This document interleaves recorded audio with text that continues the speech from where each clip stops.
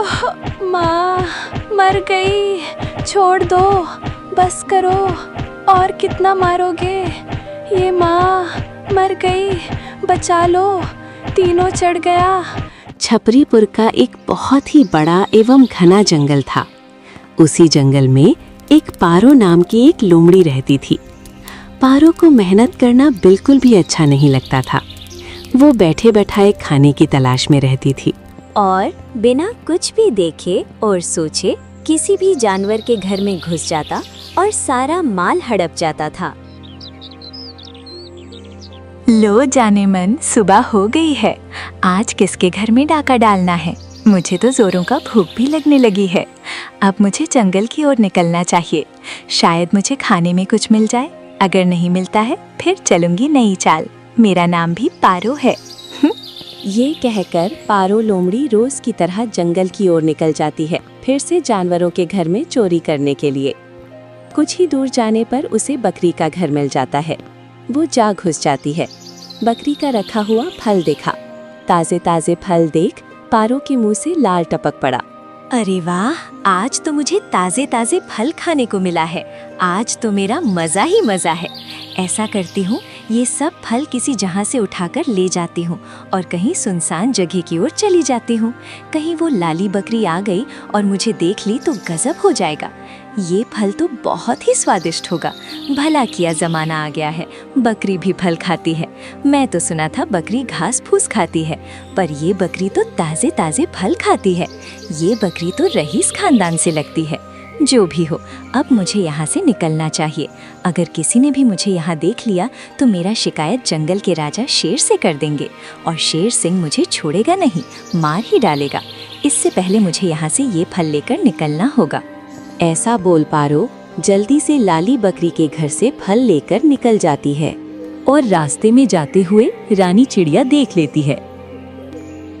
अच्छा, तो यही है वो चोर जो इस जंगल में आए दिन किसी न किसी के घर चोरी करता है। मुझे ये बात जंगल के राजा शेर सिंह को बताना होगा, वरना पारो तो सारे जंगल में लोगों को लूटती रहेगी। मुझे जल्दी से महाराज के पास जाना होगा। ये बोलकर रानी उड़ जाती है जंगल के राजा शेर सिंह की ओर। अरे वाह, क्या स्वादिष्ट फल था, मजा ही आ गया। हे ऊपर वाले, तेरा भी भला हो और मुझे ऐसे ही स्वादिष्ट भोजन मिलता रहे। अब तो मेरा पेट पूरी तरह से भर गया है। अब मुझे किसी पेड़ की छांव में आराम की ज़रूरत है। पर जो भी कहो, फल बहुत ही स्वादिष्ट था। ऐसे सोचकर पारो एक पेड़ के नीचे आराम करने लगी और सो जाती है। और दूसरी तरफ रानी चिड़िया पहुंच जाती है महाराज शेर सिंह के पास।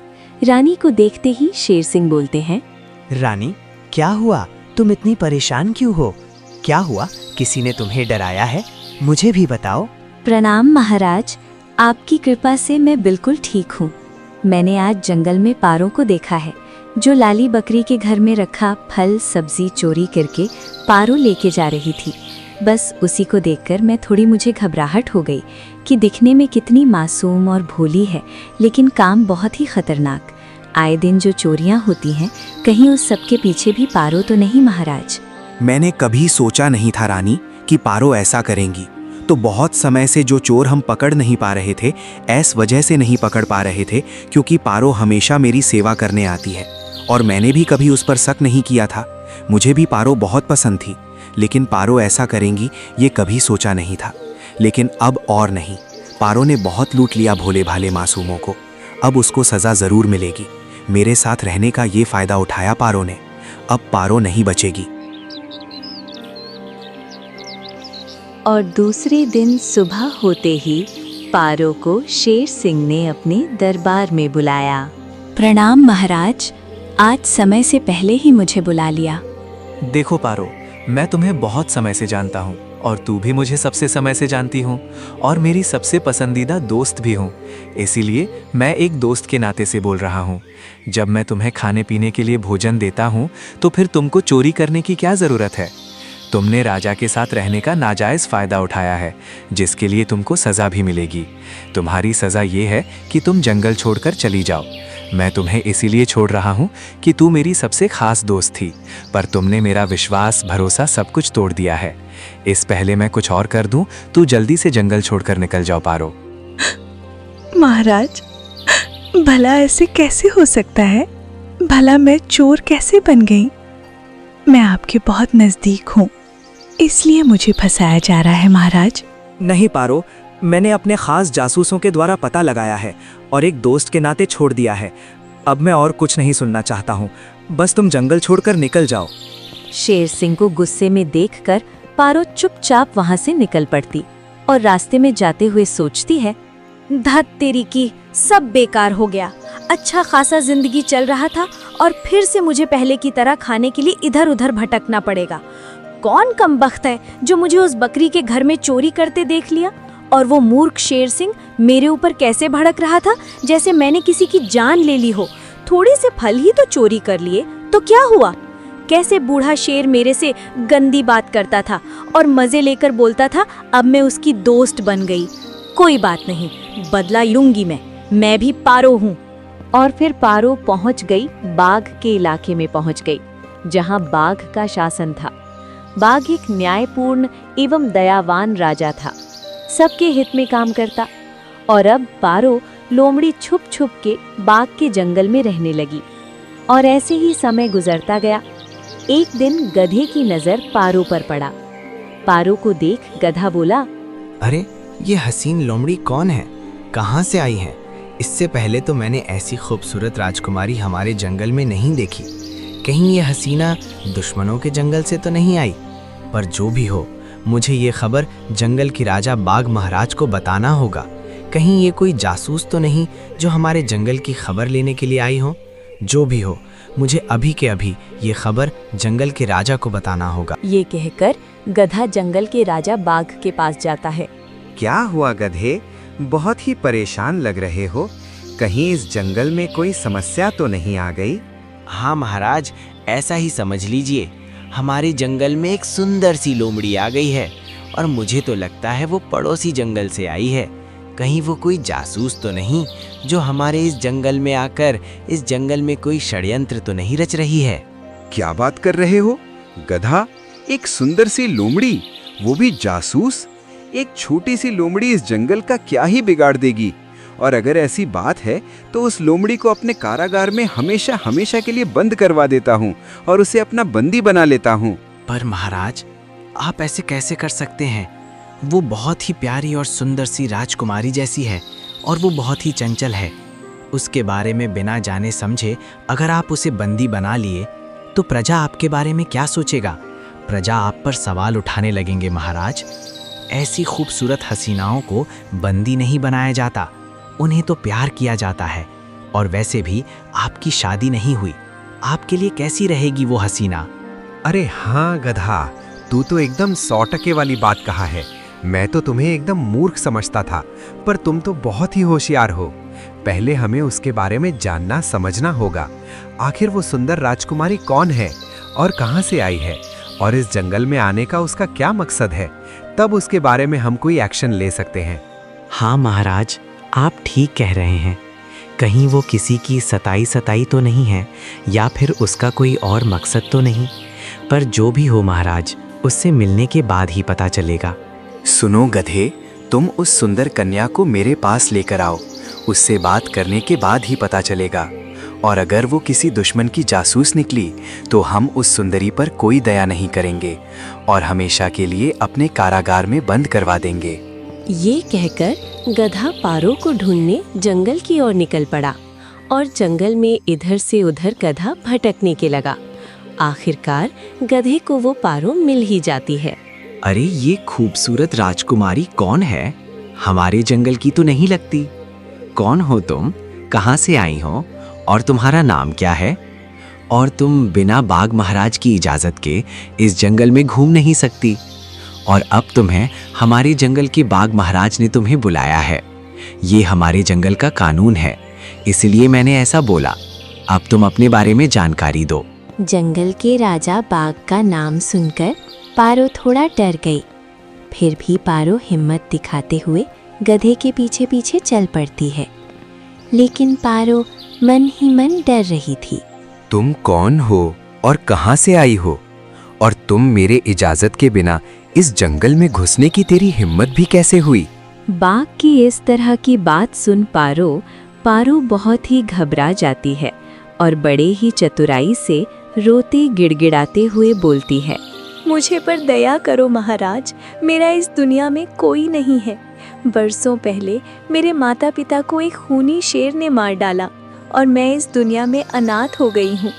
आपका बहुत ही नाम सुना था महाराज कि आप एक न्यायपूर्ण राजा हैं, किसी के साथ कोई अन्याय नहीं होने देते हैं। इसलिए मैं आपके जंगल में आई हूँ महाराज। मुझे पूरा विश्वास है कि आप किसी के साथ अन्याय नहीं होने देंगे। मैं अकेली कहाँ जाऊँ? जिसके पास जाती हूँ वो सब मुझे गंदी नज़र से देखते हैं और मुझसे सहारा देकर सब मेरा फ़ायदा उठाना चाहते हैं। तुम चिंता मत करो, ठीक है? तुम इस जंगल में जब तक चाहो तब तक रह सकती हो। और गधे, तुम ये खबर पूरे जंगल में फैला दो। अब से ये राजकुमारी इसी जंगल में रहेगी और इस जंगल के कोई भी जानवर इसे तंग ना करे, ये मेरा आदेश है। बाघ का इस तरह का बात सुन पारो मन ही मन बहुत ही खुश होने लगी, क्योंकि जैसा पारो चाहती थी वैसा ही हो रहा था। और पारो जंगल का राजा बाघ को अपनी मीठी मीठी बातों में पूरी तरह से फंसा लिया। मुझे आपका साथ बहुत ही अच्छा लगा। मैं तो सिर्फ आपकी सेवा करने के लिए आई हूँ। जैसे मेरा कोई बहुत समय से बिछड़ा हुआ आज मुझे मिल गया है। मैं तो आपकी बातों में मंदहोश हो रही हूँ। मुझे कभी अकेला मत छोड़ना, वरना ये जंगल के लोग मुझे नहीं छोड़ेंगे। तुम चिंता मत करो रूप सुंदरी, तेरी कोई परछाई भी छू नहीं सकता। मैं तुम्हारी रक्षा करूंगा, कभी भी तुमको कोई कष्ट नहीं होने दूंगा। ये हुई ना बात। अब मुझे इस जंगल में किसी से कोई खतरा नहीं है। वारे पारो, तू तो कमाल कर दिया, इस जंगल के राजा को ही बेवकूफ़ बना गई। कितना मूर्ख है बेवकूफ़ बाघ, कैसे मेरे सुंदर रूप को देखकर मचलने लगे हैं। ऐस मूर्ख बाघ को जाल में फंसाकर उंगली पर नचाएंगी, मज़ा ही आ गया। दूसरे दिन सुबह सुबह गधा बाघ महाराज के पास जाता है और बोला है, गजब हो गया महाराज, बहुत ही बड़ा कांड हो गया। आज तक इस जंगल में ऐसा कभी नहीं हुआ जो अब हो गया है। अरे गधे की बच्चे, अब बताओगे भी आखिर हुआ क्या है? इतना चिल्लाने का क्या कारण है? महाराज, मैं मुश्किल समय के लिए अपने लिए खाना इकट्ठा किया था। न जाने किस कमबख्त ने मेरे घर से मेरा सारा खाना ही चोरी कर लिया। अब आप ही बताओ महाराज, अब मेरे घर में एक दाना भी नहीं बचा है। मैं किया खाऊंगा और मेरे बच्चे किया खाएंगे। ये क्या बोल रहे हो तुम? भला ऐसा कैसे हो सकता है? हमारे राज में ऐसा कभी नहीं हुआ। फिर कौन है जिसने ऐसा किया? चोरी करना तो बहुत ही बड़ा गुनाह है। मैं सच कह रहा हूँ महाराज, उस कमबख्त ने मेरा पूरा खाना ही चट कर गया। कैसे भी करके उस चोर को जल्द से जल्द ही पकड़ना होगा, नहीं तो जंगल में अशांति फैल जाएगी और सब डरने लगेंगे। अगर ऐसा बात है तो बहुत ही जल्द उस चोर का खबर लूंगा। मुझे पता लगाना ही होगा कि ये बदमाश चोर कौन है। अभी तुम अपना घर जाओ, मैं तुम्हारे खाने के कुछ सामान तुम्हें दे दूंगा। और फिर गधा वहां से चुपचाप अपने घर की ओर निकल जाता है। और दूसरी तरफ पारो गधे चोरी कर खाना खाकर पेड़ के नीचे चादर ओढ़कर सो रही थी। अरे हाथी भाई, तुमने सुना? अब हमारे जंगल में चोरी होने लगी है। कल उस गधे के घर में चोरी हुआ है और चोर बड़ा ही शातिर था, एक भी सबूत नहीं छोड़ा है। तुम ये क्या बात कर रहे हो भालू भाई? ऐसा कौन है हमारे जंगल में जो चोरी कर रहा है? हमारे जंगल में तो कभी चोरी नहीं हुई, फिर अचानक से ये सब कैसे हो गया है? हाथी भाई, मुझे तो उस महाराज की चहेती, वो जो नई सुंदरी आई हैं, मुझे तो उस पर शक होता है। वो बहुत ही चतुर है। तुरंत ही जंगल के राजा बाघ को अपने बातों में आसानी से फंसा लिया और वो पूरी रात भर बाघ महाराज के पास जाती है और पूरी रात क्या बात होती है पता नहीं। कहीं महाराज को वो अपने सुंदर रूप के जाल में फंसा ना ले। मुझे तो बहुत डर लगता है। अगर ऐसी बात है भालू भाई, तो हमें उस सुंदरी पर नजर रखनी होगा, और अगर तुम्हारा शक सही निकला भालू भाई, तो उस सुंदरी की खैर नहीं। दूसरे दिन सुबह होते ही भालू जंगल के राजा बाघ महाराज के पास जाता है और बोलता है, गजब हो गया महाराज, मेरे घर से वो दुष्ट चोर ने मेरा सारा खाना चोरी करके ले गया। मैं दिन रात एक एक करके अपने मुश्किल समय के लिए खाना इकट्ठा किया था, मेरा सारा खाना चोरी करके ले गया है कोई। अभी बताओ महाराज कि हम क्या करें। लगता है उसे अपनी जान प्यारी नहीं है और उसका मृत्यु निकट आ गया है। महाराज, मुझे तो उस नई नवेली सुंदरी पर शक होता है। जब से वो इस जंगल में आई है तब से ही ऐसा हो रहा है, और वो बहुत ही चतुर है, कोई सुराग भी नहीं छोड़ती। इसलिए उसने आपको अपने झूठे प्यार के जाल में फंसाकर ऐसा करने लगी है। अगर ऐसी बात है तो उस पर नजर रखो, और अगर कहीं वो सुंदरी चोरी करती पकड़ी जाती है तो उसका ऐसा खातिरदारी करो कि वो दोबारा चोरी करने के लायक ना रहे। और एक बात और, जंगल में सबसे पहले प्रजा की सेवा, और प्यार मोहब्बत तो सिर्फ शौक होते हैं। सच्चा राजा वही है जो प्रजा की सेवा करे, ना कि प्यार। फिर भालू वहाँ से अपने घर की चला जाता है, और इधर दूसरी तरफ गधा जासूसी कर रहा था। तो अचानक ही गधे को पारो दिखती है हाथी के घर के पास।